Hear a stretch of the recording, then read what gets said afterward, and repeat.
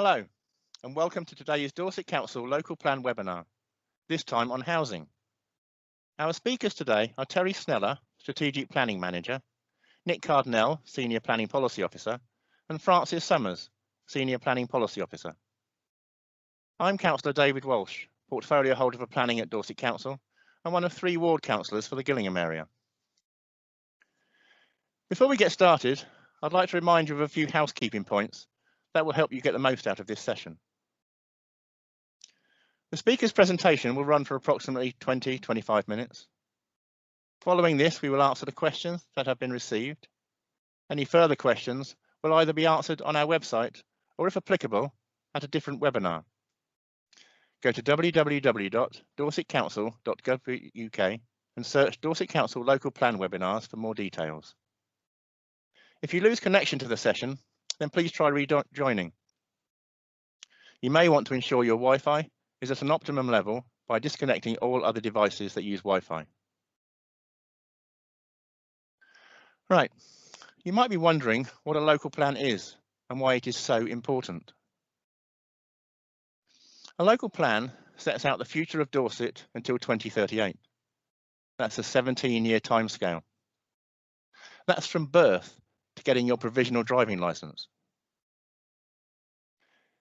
It outlines a strategy for the growth Dorset needs, so housing, jobs, shops, community services such as schools are in the right places and of the right character. It also helps to protect our unique environment and acts to help alleviate our impacts on the climate. To help plan for you, your children's and your grandchildren's future, we need you to get involved. Our consultation lasts until the 15th of March. It will have run for 8 weeks. This is more than a normal consultation as set out in our Statement of Community Involvement, because we are consulting whilst in lockdown.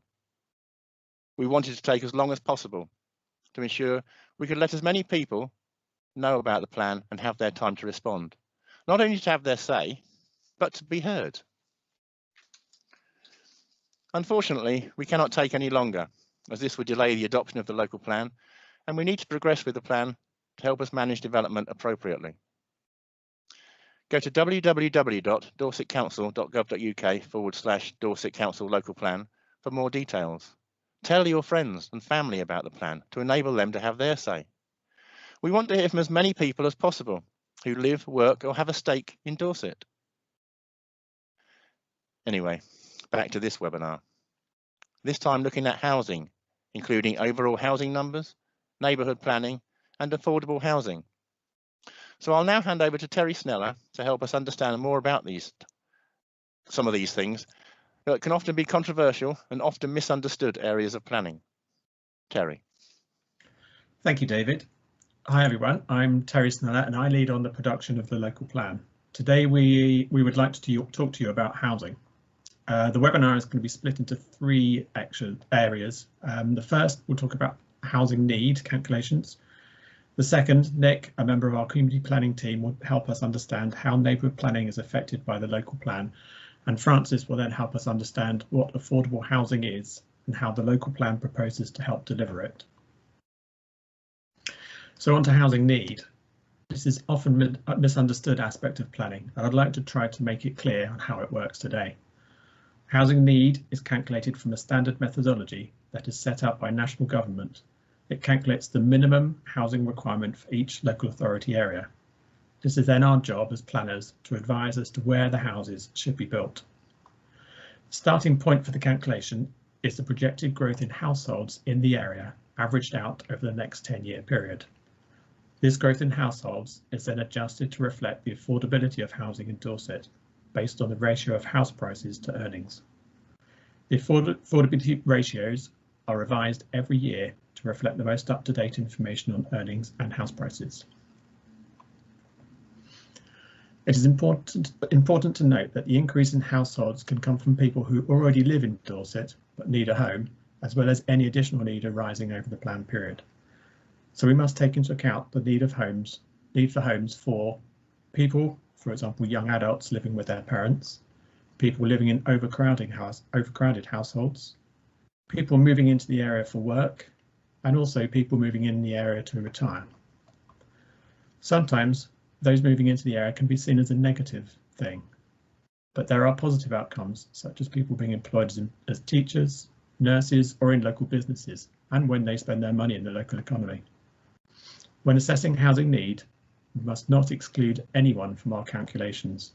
We must not discriminate against anyone. Therefore, we cannot try to stop people moving into the area. We can, however, make sure that affordable housing provided is offered to local people or people with a connection to the area first. And Francis will talk a bit more about this indeed later. So what does the housing need mean for Dorset Council? Under the government's current methodology, the calculated need for Dorset Council area is for 1,793 new homes every year. The local plan looks to make provision for this development until at least 2038, which is 17 years into the future. Therefore, we need to plan for 17 years worth of this housing need. This brings us to a total of 30,481 new homes over the plan period. To remind you, this is a minimum total requirement for the plan period. It could go up or down as new household projections and affordability ratios are published. National policy also requires us to consider other factors which may suggest an increased housing number may be appropriate. We have a legal duty to consider whether Dorset could meet any of the unmet need from neighbouring areas. For example, the current housing need figure for BCP Council is for around 2,600 homes per year, and this will be a very challenging target for them to achieve within their area. There may be a case for increasing the overall provision of housing in order to supply homes for those who work in the area if our economy is expected to grow at a rate which is greater than the national rate. There are arguments that suggest increasing the overall supply of homes can help to deliver more affordable homes and help to address the affordability of homes locally. The good news is that we can count homes that already have planning permission that haven't been built, and we can count homes that have been allocated in previous local plans and are still to be built. So there are 17,245 homes that have planning permission or have been allocated in earlier local plans that are yet to be built. This consultation plan proposes new allocations totaling 11,375 new homes, but this total doesn't include the optional sites at Alderholt, Wool and Gillingham. There are also around 9,800 homes that we think can be built on brownfield sites or other windfall sites. Sites allocated by local communities through their neighbourhood plan will deliver an additional 737 new homes, and identified exception sites will deliver around 120 affordable homes. We think the best way to deliver these homes is to spread development over the Dorset Council area, but focused on the most sustainable settlements, as this will help to reduce the need for people to travel. If you would like to hear more about how we decided which settlements should have some growth, please watch the other webinars on functional areas and on the distribution of development. Looking at the distribution of this, we've proposed additional sites to deliver growth of 4,240 homes in southeastern Dorset. That area covers places like Blandford all the way to Verwood and down to Swanage. In central Dorset, the area covered by Dorchester and Weymouth and surrounding areas, we've proposed around 5,095 new homes. There are 1,880 new homes proposed in the northern Dorset area, which covers places such as Gillingham, Sherborne and Shaftesbury. And lastly, we proposed modest growth of around 160 new homes in western Dorset in places such as Bridport and Beminster. The totals are for the new proposed sites and do not include existing allocations or existing consented sites. To summarise, our housing need is set at a national level by government. Although this is a top-down approach, it is based on data that reflects local area, and we have choices to where the development takes place. This is what this consultation is about. We need you to tell us where you think development should go and what issues would need to be tackled. There are consequences for not meeting the housing target. Primarily, our ability to prevent development in the wrong location is restricted. Without an up-to-date plan in place, the council can refuse planning applications, but it would be likely that at appeal, the refusal would be overturned, meaning that development would go ahead. We want a plan in place to make sure we can effectively manage development, to give certainty to local people about what will take place in their area. It also helps us to plan for and deliver the community infrastructure alongside the development. So that's about it on housing need, and I hope this is helpful. There is also a podcast on this subject which you might find useful, and check out our website for more details. I'll now hand you over to Nick. He's our Senior Planning Policy Officer who works within our community planning team. His speciality is neighbourhood planning, and he's going to talk to us about how the local plan supports neighbourhood plans. Nick. Thank you, Terry. As announced, my name is Nick Cardinell. I'm a Senior Planning Officer in the community planning team, whose focus is on the delivery of neighbour plans in Dorset. My part of the presentation seeks to explain what a neighbour plan is and how they fit with the local plan we are preparing, before I then describe our approach to calculating local housing requirement figures for neighbour plans. So, neighbour planning was first introduced in 2011 by the Localism Act and allows town and parish councils, or neighbourhood forums where there are no town or parish council, to prepare a neighbourhood development plan. These are plans that can then be used to guide and shape development in their particular area. All plans must be subject to at least 2 rounds of formal public consultation before being submitted for independent examination. Should the plan pass the examination, it must then be put to a local referendum, and if over 50% of those who vote in the referendum are in favour, we then must formally make the plan. A neighbour plan is then given the same legal status as a local plan. So decisions on planning applications must be determined in accordance with the development plan. So it's usually the local plan and a neighbour plan for the area, unless material considerations indicate otherwise. Legislation sets out certain basic conditions and legal requirements that a neighbourhood plan must meet. As part of the independent examination process, the examiner appointed considered whether these conditions and requirements have been met.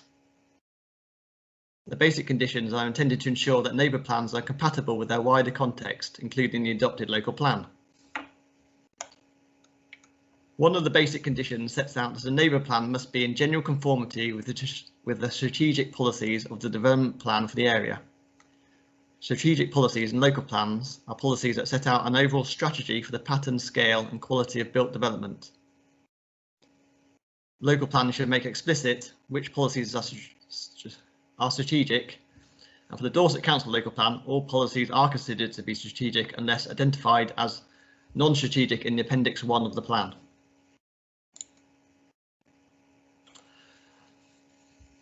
The government's planning practice guidance says that although a draft neighbour plan is not tested against the policies of an emerging local plan, the reasoning and evidence base informing the local plan is relevant when it is tested at examination. This is an important point because community groups need to make sure that they take account of the emerging local plan's evidence when working on the neighbour plan.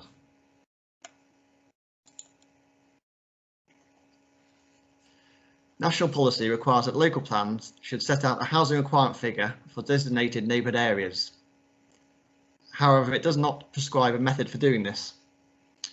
It does instead set out that housing requirements for designated neighbourhood areas should reflect the overall strategy for the pattern and scale of development and any relevant allocations in the local plan.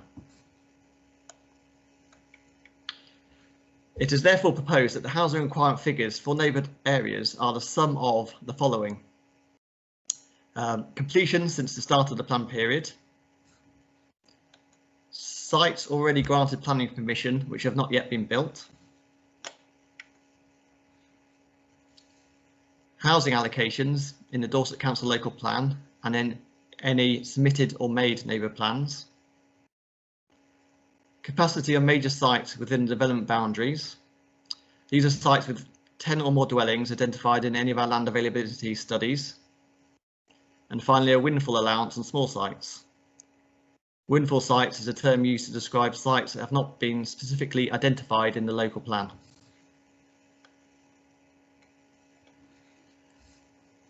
Appendix 2 of the local plan sets out the proposed housing requirement figures for each designated neighbourhood area in Dorset, including those groups not currently working on a plan. This is because a group could make the decision to restart or revise their plan at some time in the future. The figures should be reviewed as a minimum requirement and therefore can be exceeded. There may be a strong basis for doing this if there, for example, is evidence of local housing need in the area. It is important to note that there is no requirement for neighbourhood plans to allocate sites for housing. However, if neighbourhood plans do not allocate housing sites, they will not benefit from the additional policy protection provided by the NPPF. Neighbourhood plans could focus on other planning policy matters, for example, design, local green spaces, town centres, transport and economic development. I'll now pause here so I can pass over to my colleague Francis, who's a Senior Planning Officer in the Local Plans team, who I think would like to talk to you about affordable housing.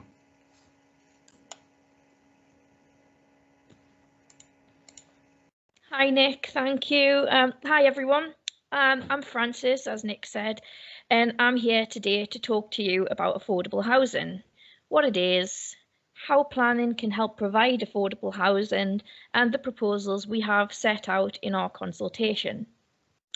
So to start with, it's useful to understand what we mean by the term affordable housing. It's defined by national policy as, and I quote, housing for sale or rent for those whose needs are not met by the market. Basically, it's housing for sale or rent that's less expensive than the going rate, or what we call market value. There's different types of affordable housing, and some of these are more affordable than others, so I'll take you through the different types now. One type of affordable housing is affordable housing to rent. This must be at least 20% cheaper than market rental values. Another type is social rented housing, which is normally 40% cheaper than market values, and as such is the most affordable type of affordable housing. Another type of affordable housing is affordable home ownership. This can be provided through a number of routes, but it must be at least 20% cheaper than market sale values. What's important to understand is as market values, or the going rate, varies from place to place, so does the price of affordable housing. It's not based on income. So what do we need? To help us develop the plan, we've done some preliminary research into the need for affordable housing in the Dorset Council local plan area. I'm sure we're all aware that the house prices in Dorset, as with much of the south of England, are high. We also have places where income is generally low, and that combination creates a need for us to try and provide affordable housing of the right type, particularly within those areas. But what type of affordable housing is best? Well, obviously, social rented housing, the most affordable type of affordable housing, is accessible to more of our residents than any other type of affordable housing. However, there is a large spectrum of affordability. So overall, our research shows we should place emphasis on rental properties, but then complement this with a small amount of subsidised home ownership. So how can planning help us get some of these affordable homes? Well, national policy allows us to require affordable housing on major development. That is where a scheme of 10 or more homes is proposed, and this affordable housing must be provided on site. We can also require it on schemes of 5 to 9 homes where it's in a designated rural area or in an area of outstanding natural beauty, or AONB. Preferably, this affordable housing would be provided on site, though where it's not possible, an off-site contribution would be sought. This means that the council would be given an amount of money that equated to the homes not provided on site. One further way the plan can enable affordable housing is through an exception site, but I'm going to go into that in more detail in a little bit later on. Another thing national policy asks us to do is provide at least 10% of our affordable housing as affordable home ownership. So what's in the plan? Well, as already explained, affordable housing need varies across the council area, and so we've decided to break it into 3 zones. So zone 1 would cover areas such as the Isle of Purbeck, that's not including Swanage, the Piddle and Cerne Valleys, Cranbourne Chase and rural Dorset. In this zone, we would expect applicable applications to provide 40% of their homes as affordable. Zone 3 covers areas such as Weymouth Town Centre, Gillingham, Crossways, Wool and Portland. And in that zone, we would expect applicable applications to provide 25% of their homes as affordable. Zone 2 covers the rest of Dorset, and we would expect applicable applications here to provide 30% of homes as affordable. So, for example, if we have a scheme of 100 homes submitted in Zone 1, we would expect to see at least 40 affordable homes alongside 60 market value homes. I must caution that all of this work is based on our initial research, and that may change because we're seeking expert advice and testing the viability of proposals to help us decipher this difficult topic further.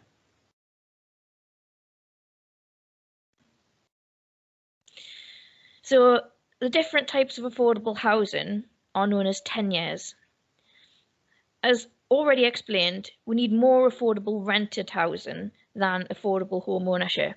So we propose to require 30% of the affordable homes provided to be sold as home ownership and 70% to be made available for social or affordable rented.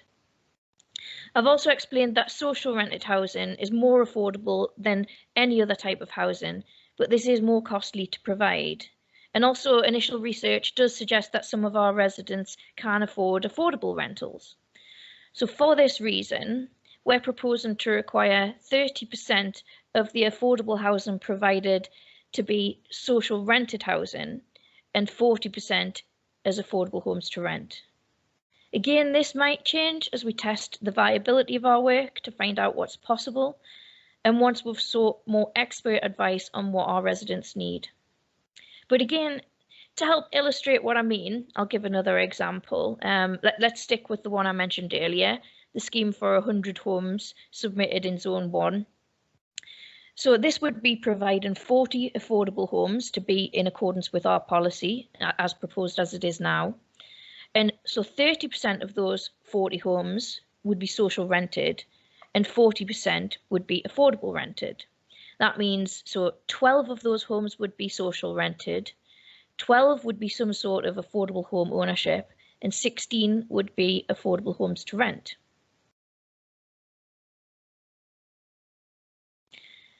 So another way of providing affordable housing and what we propose through the plan is an exception site. So an exception site is allowed as an exception to normal local plan policies in areas where housing would not normally be permitted.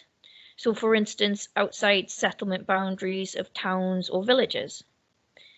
They provide for the local community by being available to people who are either currently living in the area, have an existing family in the area, or have an employment connection with the area.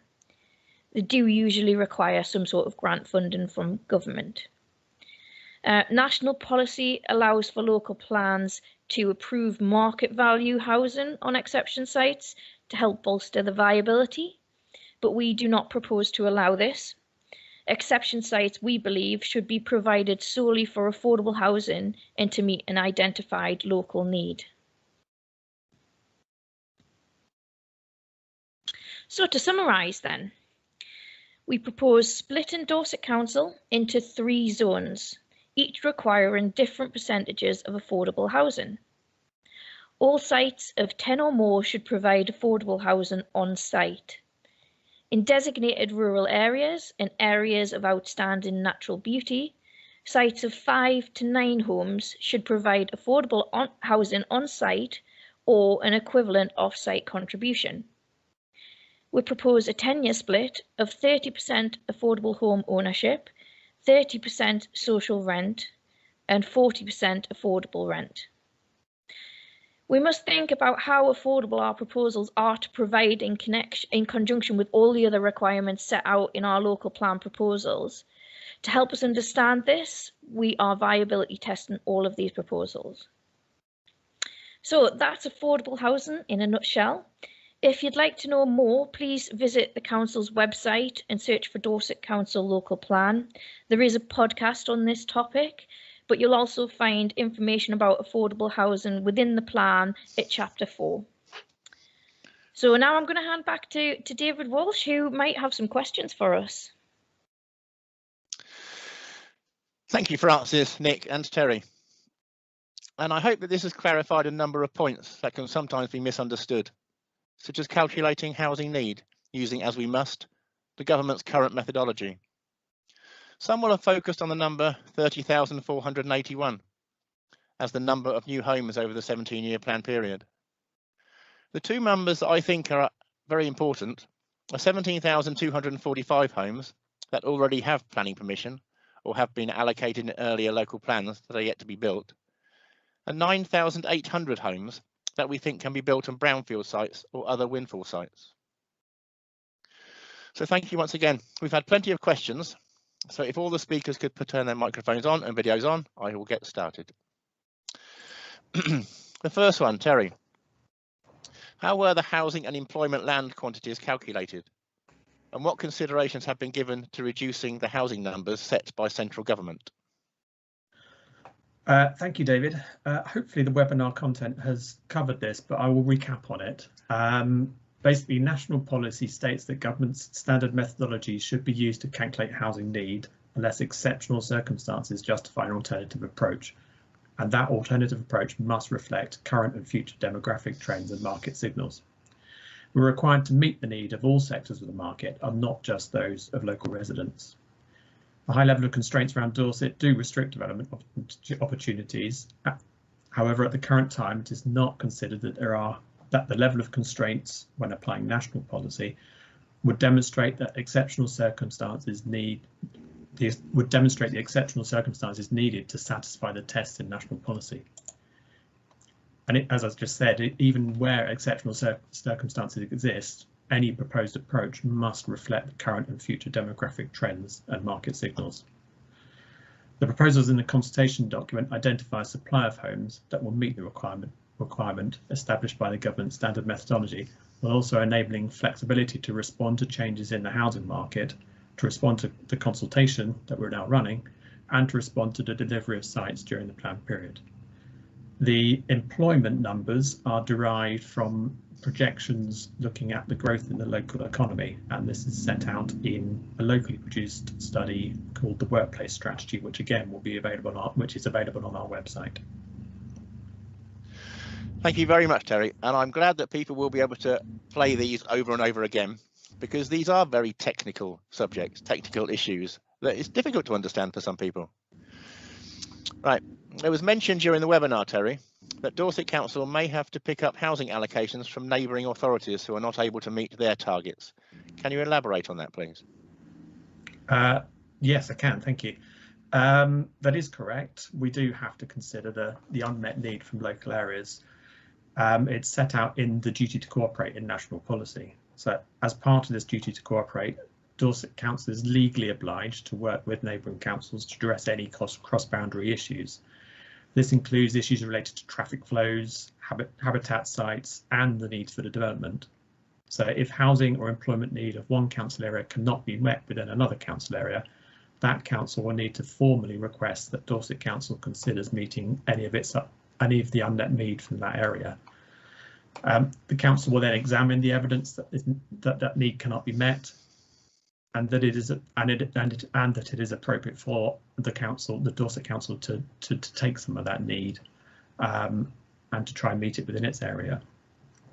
And looking at the impacts of doing so, the duty to cooperate is examined by the planning inspectorate as the local plan goes through examination.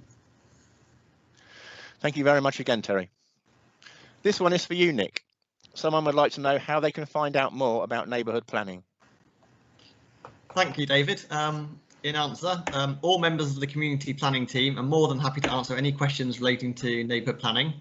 So for further information regarding neighbourhood planning, please visit the Dorset Council website or contact the community planning team on our email address, which is planningpolicy@dorsetcouncil.gov.uk, or by phone, and our direct dial number is 01258 484 201.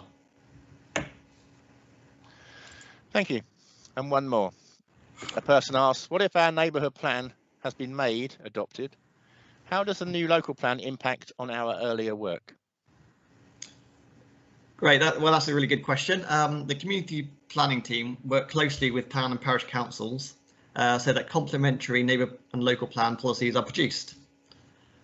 Should there be a conflict, however, between a policy and a neighbourhood plan and a policy and a local plan, the planning guidance requires that the most recent plan to be prepared takes precedence.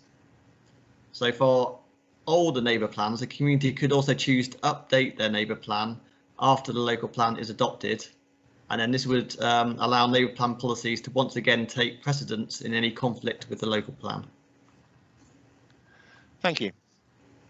Now, Francis, the SHMA, so we'd like you to explain that one when we come round to it. The SHMA produced for the Purbeck local plan was excellent. Why have you not commissioned a similar document? Okay. Thank you, David, and thank you to whoever asked that question. We have commissioned a similar document. We do expect this to be finalised later on in the spring of this year. And once we've received this is the expert advice that I referred to during my presentation, that we will be using it to alter our proposals accordingly if necessary. Thank you. And do I take it that the SHMA is a strategic housing market assessment? Sorry, yes, it is, yeah. Thank you. I do know a little bit. Well done. Thank you. Finally, Francis, we have seen developers get away with providing less affordable housing, so someone thinks, than is required by the plan. Why is this? Okay, yeah, that's a good question. So the adopted plan, it will set out a list of requirements that each development must provide. Sometimes these costs can end up rendering a scheme unviable if there's a particular need for something else on site. So this means that it wouldn't make any profit, and therefore chances are it wouldn't be built, and it wouldn't give us the much needed housing to meet our government targets and help us maintain the control of development in the Dorset Council area, but also it won't give us the housing we need for our Dorset residents over the plan period. National policy does allow for each application to challenge the requirements set out in the local plan via what you call a viability assessment. We do have to be mindful of each individual site, as costs can vary so widely. Some do have considerable costs associated with them, such as particularly difficult biodiversity mitigation or flood risk management. If this is the case, we firstly need to be convinced of any challenge and any challenge to our requirements set out in the plan. And so we require an independent district valuer to check over any challenge. If they agree that the site is challenging in viability terms, then we will negotiate with developers to basically get the most affordable housing that we can get off that site. Thank you very much, Francis. And once again, thank you all. I'm certain our listeners will have gained an awful lot from your presentations. Thank you. And just a reminder, any questions we didn't get time for will be answered either as a different webinar or on our website within 2 weeks, along with this recorded presentation. Have a look at our webpage for more information on other webinars or podcasts if you're interested in other subjects. So thank you again, and bye for now.